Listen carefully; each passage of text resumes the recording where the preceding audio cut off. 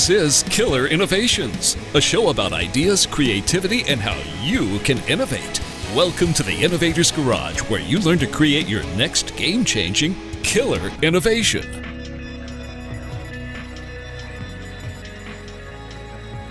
Most organizations look at innovation as the process to come up with new products and new services. In some cases, organizations may be focused on maybe just incremental innovation. But in many organizations, they look to the innovation efforts to come up with something that is going to differentiate, that's going to disrupt, that's going to change the marketplace. Now, that is a correct definition, I would think. But the question really is how do you achieve innovation success? Simply saying the words is one thing, achieving success, completely different. So, for instance, all the years I was CTO at Hewlett-Packard, one of the areas that we focused a lot of energy on was what should we add in the next version of our hot-selling laptops. Now, at that time, we were selling 40 million laptops a year. We were the largest distributor, manufacturer, designer, developer of laptops in the world. And so the question became, what's the new thing? Each year, what would be the new feature set at your top of the line, best-selling, hottest product? How do you make that happen? What are the new features you're going to put into it? Now, people will say, well, whatever was working this year, maybe just make it 10% better or, try something maybe a little different. Challenge being is that when you look at product cycles in the high-tech world, consumer electronics world, in many cases, you are wrapping up the design of your products before the current products are in their hot selling season for you to know which feature or function really drove sales with consumers. So, for instance, in the case of consumer electronics like desktops and laptops, there are certain seasonal selling cycles. Obviously, holidays being a big one for that. Between Thanksgiving and Christmas. Other times would include what we call dads and grads. The cycle at the May-June time frame is people giving laptop devices as graduation gifts for kids going away to college would be another example. But with that timing, you have to guess as to what the next product or next feature set is before you could even validate this year's feature set, because you have to have a cycle that allows you to wrap it up in time in order to get into manufacturing in the late summer, early fall, so that you can produce a large volume of laptops and have them on the shelf ready for Thanksgiving, Black Friday. So that cycle causes you to have to constantly be asking yourself, what are those new products? What are those new features? And there's the obvious things, maybe improving the quality or feel of a touchpad on a keyboard, or maybe a bigger screen, or maybe a smaller screen. Maybe it's better audio. Maybe you make the laptop out of a different set of materials. Recently HP came out with a laptop case made out of leather, so you get that smell and feel like you're sitting in a car. So the real question that I always struggled with at HP was, is there a better way? Is there a better way to cause yourself or trigger yourself to go beyond just kind of, these little, touches, touchpads and bigger screens and et cetera? What would be the approach to really unlock our thinking to then drive a possibility of an innovation that could be a real differentiator? So there was what I would call a catalyst project, a project that I'd been working on for years during my years at HP, and that was around getting the mobile team. This is the team that originally was focused on the iPac and then ultimately became the Palm team after we did the Palm acquisition. And that was to find a solution to battery life. Battery life is a nightmare. We needed batteries that charged faster, that had a longer life, and that were safer. If you recall back in the, I'm going to say 09, 2010, 2011 timeframe, we had the lithium-ion battery fires.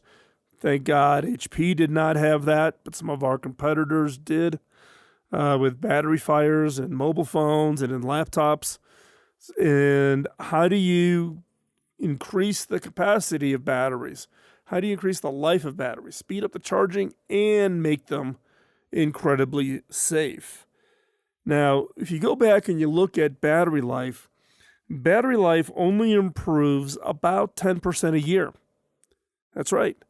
So power density, the amount of power stored in a cubic centimeter of material, the actual shape of the battery, it only improves about 10% a year. Now that compared to Moore's Law. So you've got this compute technology, your mobile phone, your laptop, your desktop, it's doubling every 18 months. Doubling in 18 months. Your power density is only improving about 10% a year. So you've got a Moore's Law situation where the requirement for additional compute is far outstripping the traditional battery technology. Now, battery is really a chemistry problem. Battery design has not fundamentally changed since they were invented.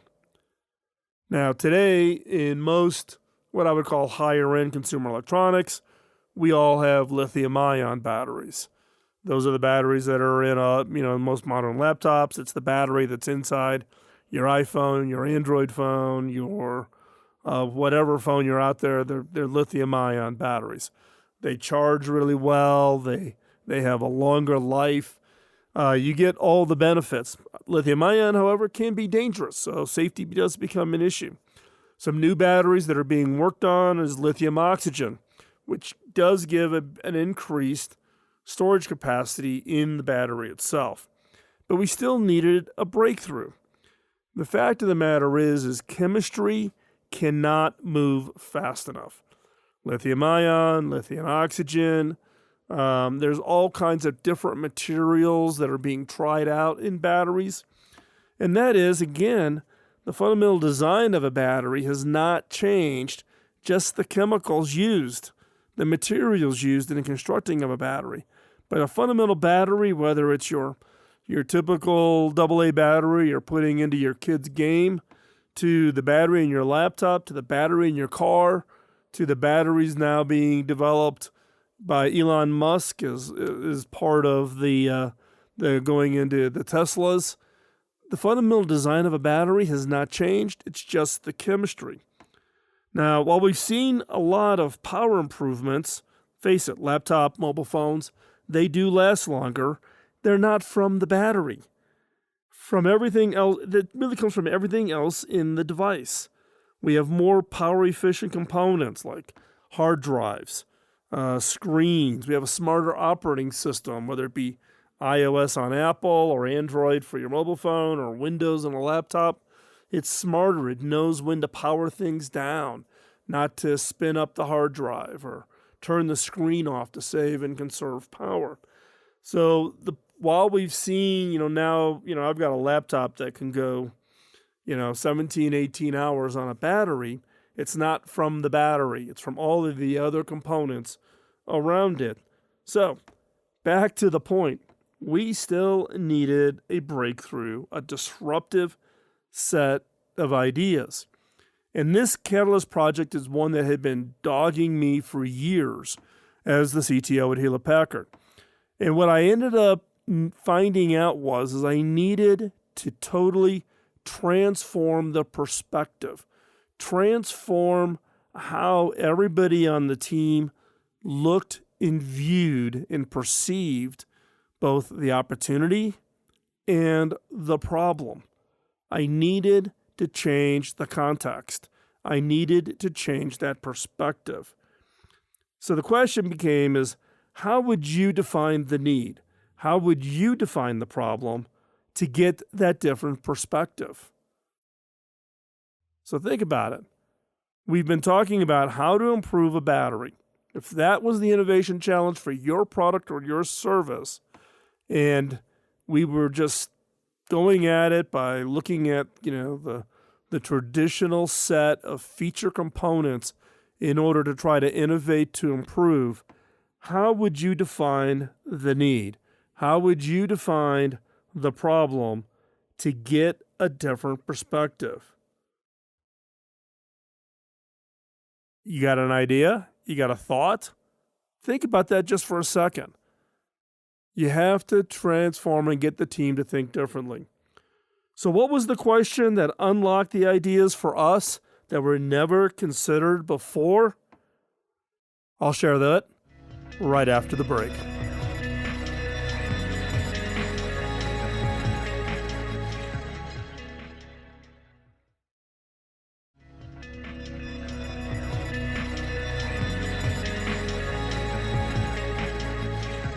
So what was it that unlocked the ideas that we never considered before? The team was tasked with trying to improve the battery. What was it that unlocked the ideas never before considered to solve the battery problem? The magic leap was in changing the challenge. The challenge was, how can we improve batteries, to how can we improve portable power? Now, it may not sound like much, but it caused a seismic shift in the thinking. Just by changing the problem from how can we improve batteries to how can we improve portable power. Battery improvement is a feature innovation. Portable power is a function innovation. That simple shift from feature to function is what unlocked a flood, and I mean an absolute flood of ideas. The result was a shift and an increase in the quality and the quantity of the ideas. So what was the result? What did we experience? Well, one is we had all kinds of ideas that looked at the fact that it wasn't about batteries. It was about the desire for people to carry their power with them, to always have power available, to have a way to run the electronics that they needed to run in such a way that they could be productive without needing to feel stressed or challenged or looking for where they could plug in to recharge, or getting half of a job done and all of a sudden having their device no longer be able to be powered up. But that fundamental shift was not about batteries, but how do we think about portable power and what kind of innovations could we come up with? And we experimented with a large number of these ideas. And I bet you we did hundreds of different experiments. We funded a bunch of universities. At that time, we funded probably 180, 190 universities around the world. We put out an RFP, request for proposal from universities with this new challenge. Not about how to improve batteries, but how to think and improve in concepts about increasing or improving the ability of portable power. And the universities came back with a number of crazy, in some cases, and many great ideas. We actually did a number of joint ideas with universities where we hosted joint ideation workshops. We worked with them. We crafted challenge statements around portable power.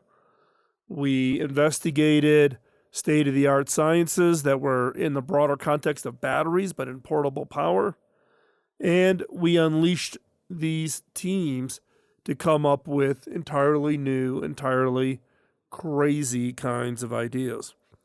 Now, in the case of this one fundamental shift, we came up with one proof of concept that actually turned into a product. One POC was a co-innovation effort with Toshiba. And Toshiba had been looking at kind of a similar kind of a challenge. When they heard us talk about this challenge in the context of portable power, not batteries, their research team hopped on it in a big way.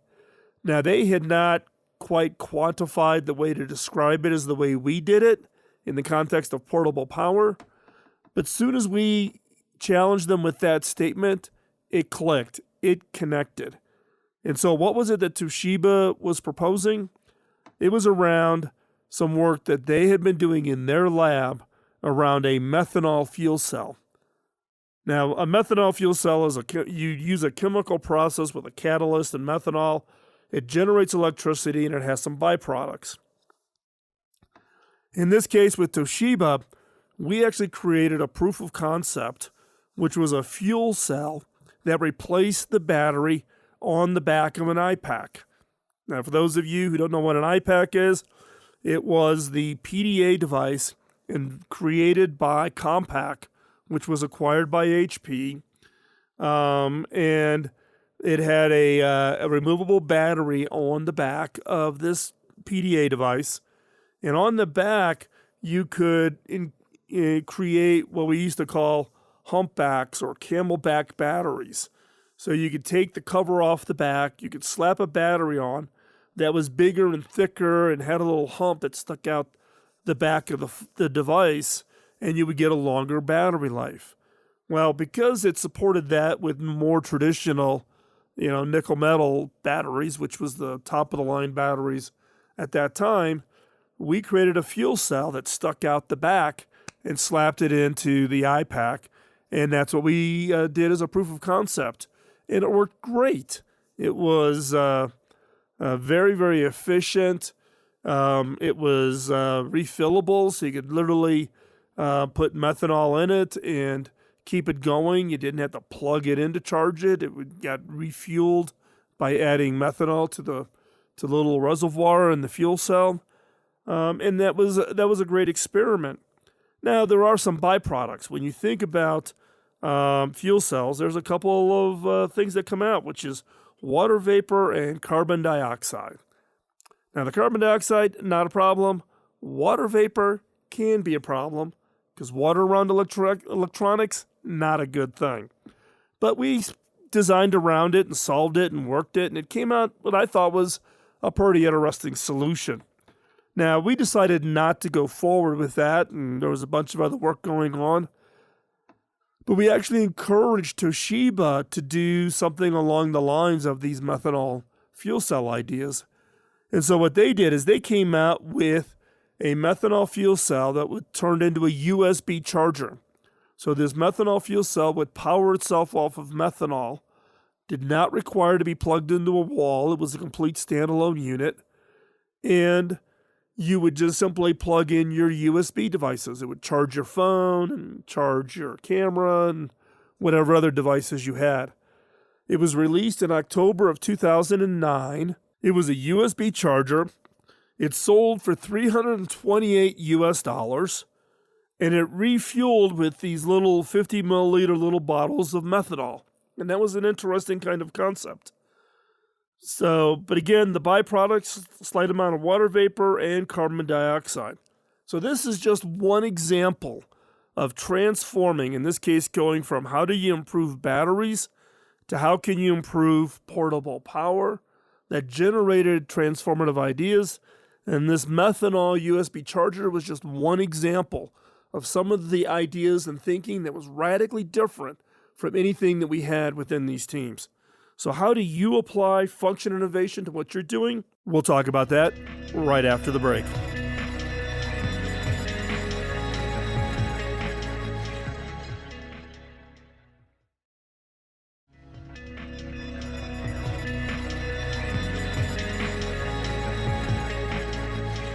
So how do you apply this shift from feature innovation to function innovation into what it is you are trying to do? Well, it breaks down really to 4 steps. And let me walk you through that, and then we'll actually talk through some more examples. So step 1, define the product or service you are focused on. Define what it is that your innovation effort is focused on. So for example, in the example I used in the last segment, it was high-end laptops.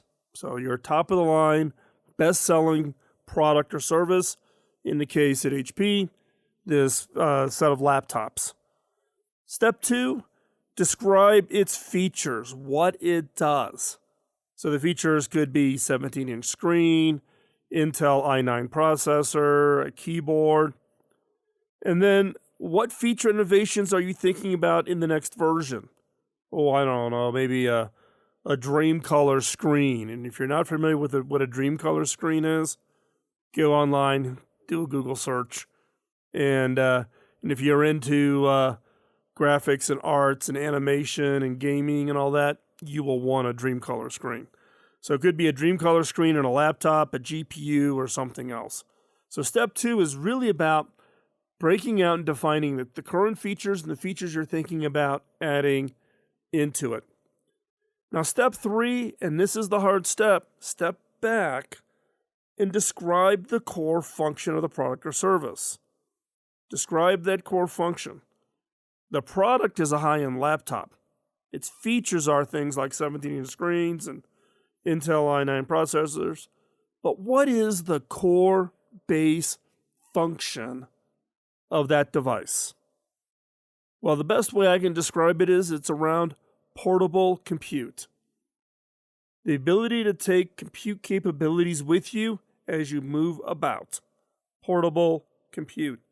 Now, there may be many different ways you could define the function. So, for example, is it portable compute? Or other examples such as, it's a digital file cabinet, or it's a digital photo shoebox. Whatever the use is for it, you need to figure out a way to get it down into the most fundamental core function. Not the features, but back off on what's the function of that device. And then you need to ask yourself how you could perform or enable the function. So if I said that the function was portable compute, what would be just some quick ideas you could come up with how I could deliver portable compute in a different way? I could do it by a mobile phone. I could do it by a thin client device where the laptop is virtualized. It's sitting in the cloud. It's not actually a device that I carry with me. There's a lot of different ways to describe portable compute. But when you define the function, it's not about what features am I going to add to this laptop to make it a win. The question is how do I think about portable compute? And is there a different way to think about portable compute that will be a game-changing, disruptive, breakthrough idea that transforms your positioning in the marketplace? Now, let's get out of the electronics world, right? I know I kind of get hung up on it sometimes just because it's what I know best. I spent so many years designing and developing and working with teams to create great products that went on retail shelves that people bought and are still used by hundreds of millions of people around the world. Let's give a more practical, more, different kind of an example that doesn't look at it for any kind of electronics, let's say. So if I tasked you to innovate a cup, I want you to innovate and come up with a cup. Now, there's a lot of ways to think about that. Is it a coffee cup? Is it a tea cup? Is it a Yeti-like cup? And what I mean by a Yeti cup are those vacuum aluminum cups that keep your drinks hot or keep them cold for long periods. So what I would call a higher tech version of a cup. Is it a sippy cup? I'm a grandfather. What can I say?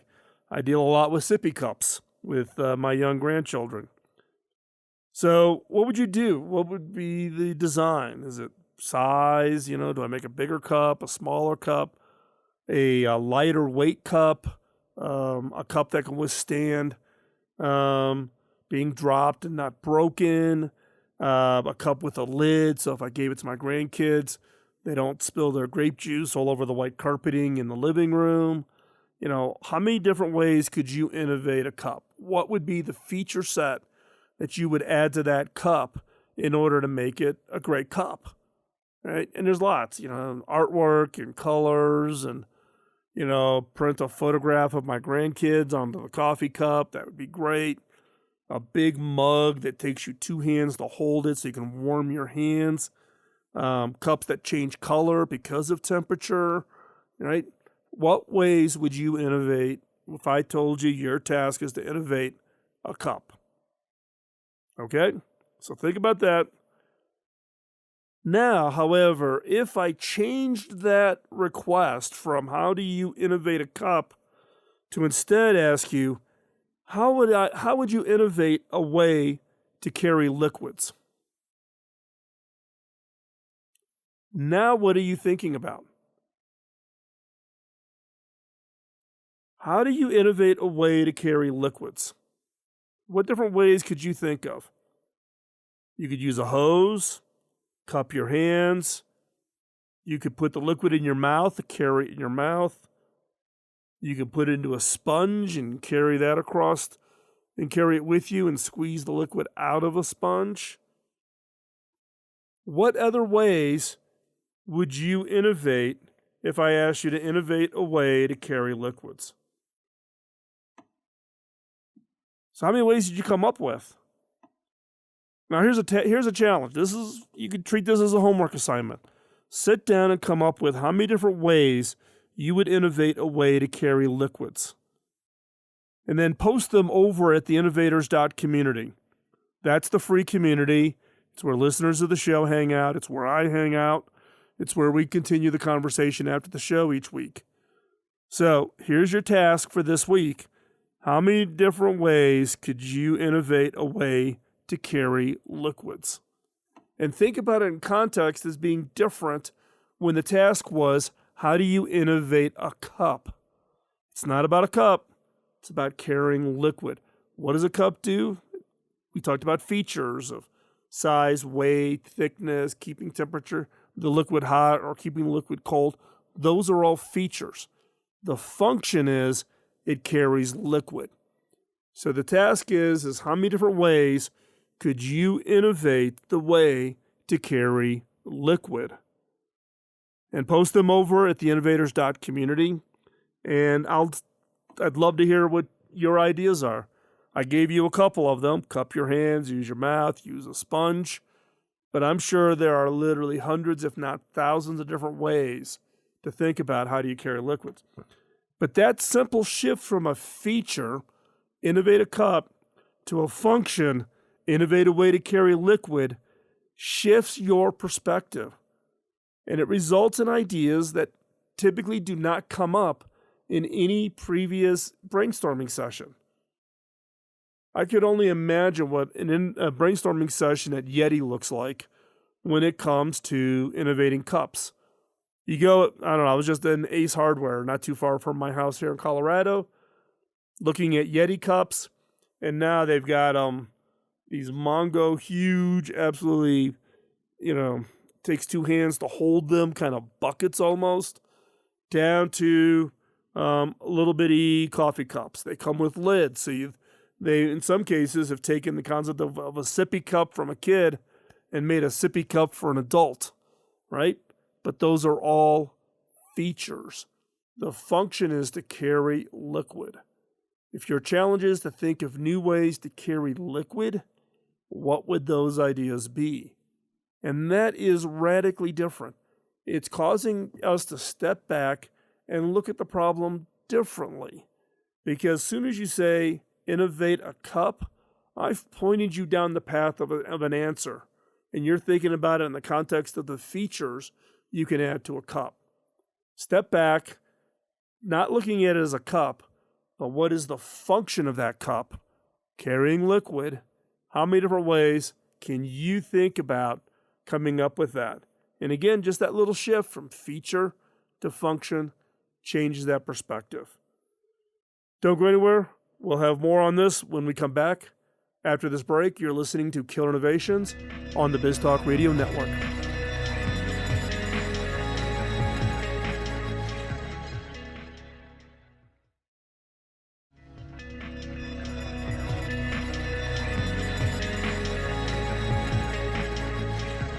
Function innovation can be applied to anything: product, services, business model, internal operations, and it can be assigned and used in any organization: small startups, large multinationals, governments, NGOs, nonprofits, you name it. This approach to looking at features, backing up, looking at function, and innovate the function. Define a problem around the function, which then opens up possibilities, transforms the context. It's not about innovating a cup, it's innovating the way you carry liquids. That causes people to think differently, and you will experience a radical increase in the number and quality of ideas. But do not be fooled. It is harder than it looks. Being able to identify and describe the function in such a way as to unlock the range of possible ideas is hard. You do need to step back and think about it, and then use it in the context of saying, will this description of a function cause us to think about something differently? It's not about batteries, it's about portable power. It's not about a cup, it's about how you transport liquid. That simple transformation of that description and putting the challenge around the function, that's what unlocks a whole new set of possibilities for coming up with an entirely new set of ideas. Now, here's the challenge. This is why this is so hard. Our human nature is we want to jump to the feature. I want to put in, a bigger hard drive in a laptop. I want a bigger cup so I don't have to go back into the kitchen and refill it as often. I want a cup that won't spill, whatever it is, right? We jump to the feature rather than stepping back and thinking about the function. So catch yourself. If you're working on brainstorming ideas with your team and people are sitting there going through the feature set, think about how you can apply the function approach to that to see about unlocking ideas that you would have never experienced or expected. So here's an approach that I've used thousands of times. And this is an approach I use quite regularly historically we're doing product development, where I had a previous generation of a product and we're working on a new next generation version of the product. So in this case, I would take each feature, for example, a 2 terabyte hard drive going into a laptop. I would step back and decide the function for that feature. So what's the function of a 2 terabyte hard drive?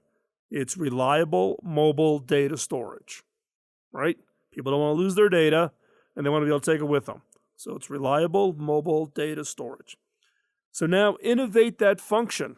It's not about the feature set, because in this case, most people would simply say, if it was 2 terabytes last year, it needs to be 3 terabytes next year, and that's the enhancement. Think about it differently. It's about reliable mobile data storage. So innovate that function. An idea that we came up with, this is even back in 2009 and 2010, was solid state. No moving parts. It actually increased the reliability of the data stored on it. You could not have a mechanical failure. It also had the benefit of using less power. So the idea, the innovation of that function was to create a hard drive, solid state, and that was the innovation that we came up with. Now I go back and I repeat it for each and every feature. Feature, screen, right? Hard drive, keyboard, compute, battery life, portability, size, material. Go through every feature, step back, define the function, and then innovate that function. Then the last step is then combining all of these functions that you've just innovated together to create an entirely new product. So take each feature, step back, define the function, innovate the function, combine all those functions together for a product that may have 5, 8, 10 features. You now have 5, 8, 10 functions that you've innovated. Combine those functions into a new product. Those are the kinds of products that will be game changers, that will drive long-term success.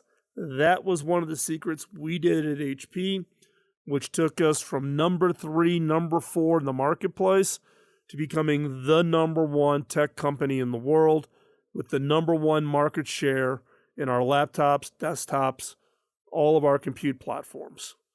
Was going through this process of feature innovation to function innovation. This was one of those key secrets. So try it. Take an existing product or service of yours and apply it to the ideas that came from one of your brainstorming exercises. Take each idea from the brainstorm, ask what is its core function, then ideate new ideas based on that core function. It allows you to generate more ideas. What you really will experience is the variety of ideas. Just like if I told you to innovate a cup, you're probably not going to say, oh, we're going to make it out of a sponge. Would not be something that would naturally come out of that.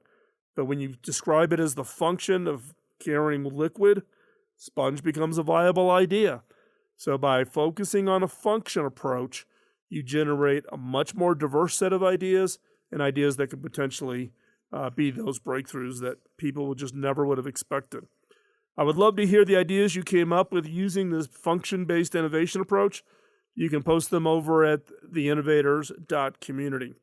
As we wrap up today's show, I want to remind you the show notes are over at killerinnovations.com. Again, visit the community. Join me over there. That's where I hang out.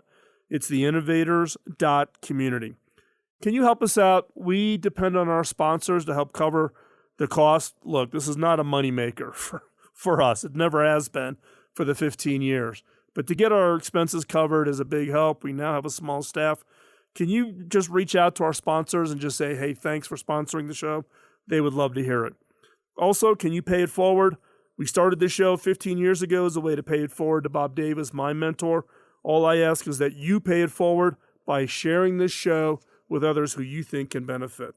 And let me know where you're listening to the show. If you're listening to this on the radio, can you drop me a note? Let me know what station you're listening to this on.